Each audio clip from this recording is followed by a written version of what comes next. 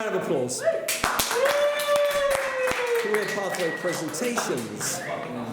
So evidently I've done my stuff on being a live sound tech because it's fun being a live sound tech. Oh, I've got like 2 computers to fucking... So my inspiration kind of came solely because of college, because I kind of started off annoying Phil behind the sound desk, just not really moving, and now I just kind of really enjoy it. And then, you know, did a lot more work behind the sound desk during gigs. I mean, it's just sat there and watching it was still fun to do, so it's like, yeah. Sorry. And then, oh my god, I'm just going to read this off. My inspiration for this solely come because of college. I started off enjoying annoying Phil behind the sound desk, and then as we did more and more behind and around the sound desk, I decided I wanted to do this. I've done my own exterior work on research on being a live sound tech, and I feel like going to uni would help me expand my skills. This means I could have potentially more knowledge than other candidates if I were applying for a job in this area. Any questions about this slide? Kyle, would you press it for me? Of course I can. So attributes. A live sound tech. So a live sound tech has needs a lot of good attributes to make the show run smoothly, because you've got to be really careful. You know, there's a lot of stuff that goes on during the show. You have to have really good patience, because I mean, I wouldn't be able to deal with all on stage tapping for fucking 20 minutes. You've got to be organised, because that's just a useful skill to have if you're having to deal with 6 different instruments and there's 6 different monitors all at the same time. You've got to have some form of organisation to it, otherwise you're just not going to get anything done. You've got to be able to work under fast-paced conditions, otherwise, you know, shut up. Otherwise, you know, if you can work under fast-paced conditions, you're a bit more used to a hectic life, I guess. It sounds weird to say, but when I was doing research, it was one of the things that came up. It was saying you've got to have a good feel for music, because it's all well and good knowing about the science behind music, but actually knowing if it sounds good is kind of a lot more important than other things, sometimes being a live sound tech.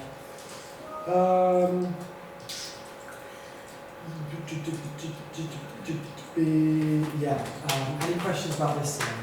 Yes. I've got a question. Do you think it helps being a musician if you are a live sound technician? Yeah. To have that, you mentioned about empathy, do you think you need, is that advantageous? It's good because you put yourself in the perspective of other performers. Oh, that bass doesn't sound full for me, so it's not going to sound as full for them on stage, or that guitar is really way too loud or something like that. It's kind of, because I feel like you get a bit more of an understanding, even if it's not a massive amount. Right, next slide please, Karen. So the day of the gig is the most stressful day for a live sound tech. They'll have to start early to basically run troubleshooting, check all the cables, check all the, basically just make sure everything's working, and that's before even doing sound check. Sorry, that's the word. I literally said it 2 seconds beforehand. And then health and safety checks as well. Sound check, obviously, and then bit by bit, it kind of develops more and more in the day, and then you get to the point where it is just ready for you to perform. I mean, you can get lucky and have a lot of your job cut off for you. You can get presets on soundboards, but that's just But I just said a lot of ums and ahs here in the sound. Any questions? I love having. I've got a question. Yeah. You mentioned about sort of different aspects from a technical perspective. How much training do you think is required really to kind of know all that equipment? It kind of depends on how much you want to go into it, because it's like it's a difference between like, oh, this turns up his guitar and then this changes the low end and the mids. It's kind of, it depends on how much you want to go into depth with it, because you could just literally turn up the bass, turn up the guitar and turn up the drums and then leave it at that. But if you put in a bit more time and effort to learn about it, like, it's just not really going to go badly until you spend time. Okay.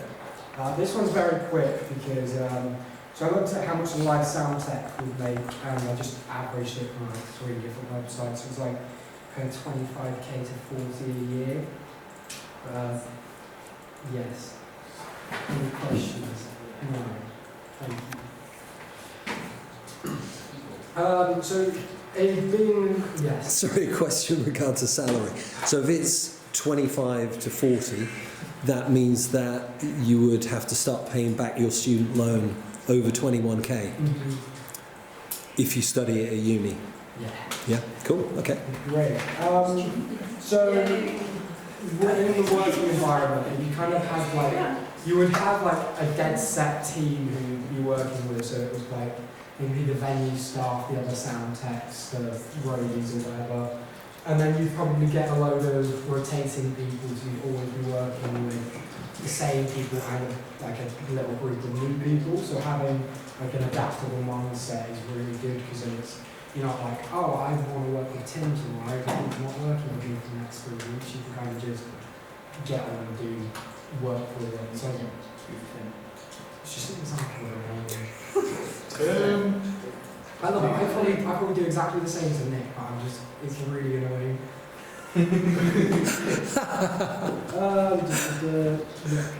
Any questions about working environment? I think this. Tim is not real!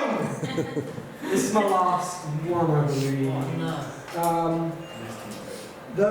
So there are many ways to get into this area. You could just not go to uni if you have like the right links, your dad's mate runs a sound company or Nick's friends run some boards and stuff. If you know friends, technically wouldn't have to go into uni for it. But I feel like if I were to go into uni and develop a better understanding for it, it wouldn't really be a negative to it. Yes, I'd be student learning, but if you're passionate about something, you don't really care about the mindset. That was it. Yes! Sorry, not quite done yet. Just another question I have. So you mentioned about the education is at the top of the shop there, qualifications, experience, skills. Any uni courses that you've investigated to pursue that?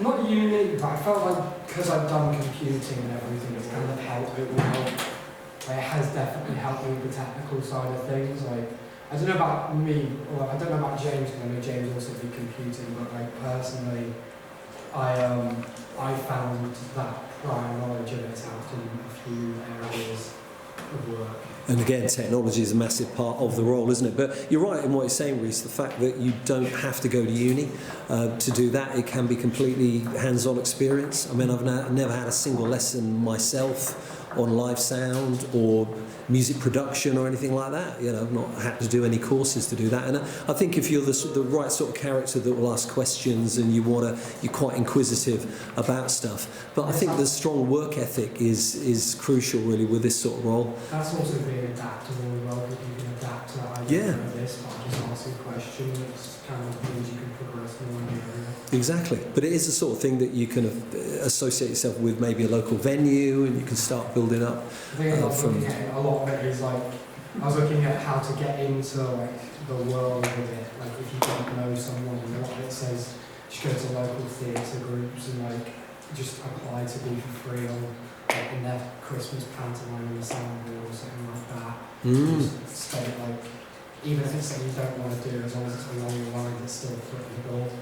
Yeah, my brother used to do live sound at the old fire station when it was like a regular gig, and it was like a really cool place to play.